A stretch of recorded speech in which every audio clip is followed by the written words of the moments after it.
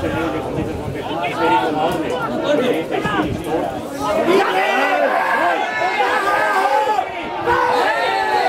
je červená.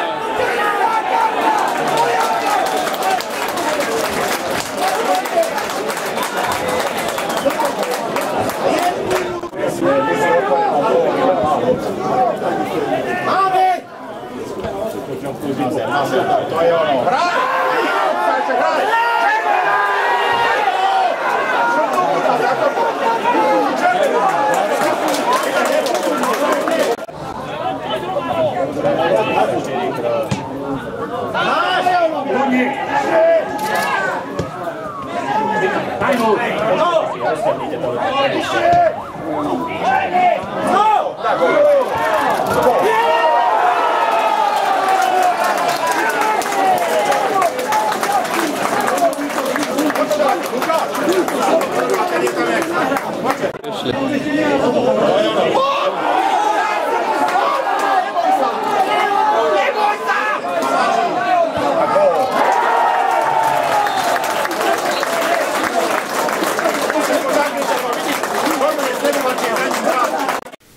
Tento zápas sa mi ťažko hodnotí. Do zápasu sme vstúpili, si myslím, že veľmi dobre. Zápas ovplyvnili dve vylúčenia, ktoré dopomohli domácim 3 bodom. Prvý polčas bol v našej réžii, hrali sme s vetrom, ale nedokázali sme túto využiť. Dostali sme sa do 2 vylúžených šancí, ktoré sme nepremenili. A v závere polčasu prísne vylúčenie Vlada Staša možno nakúplo domácich. V druhom polčase o jedného muža v poli menej sme sa snažili hrať ďalej našu hru, ktorú sme propagovali v prvom polčase. Dostali sme rýchly gól a nie na to druhé vylúčenie Lukáša Zapotoku.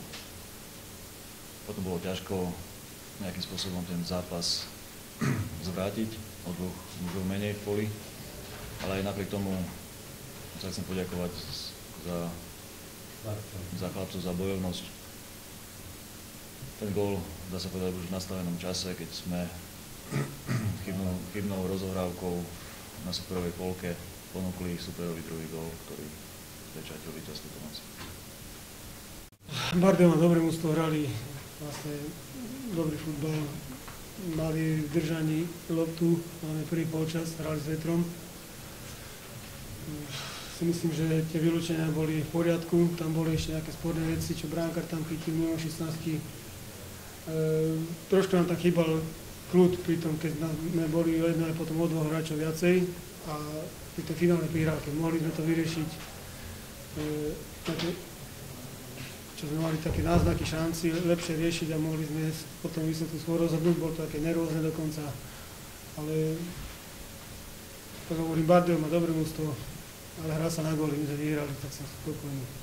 Keď sa ten súper zomkne a hrá bojovnejšie, ťažko sa to hrá. Ten terén bol zlý, silný vietor bol, my sme boli nervózni, už sme to riešili, moc brklo. Takže to tak aj vyzeralo ozaj, že Bardejov tam aj od tých 8 hráčov hrá dobre.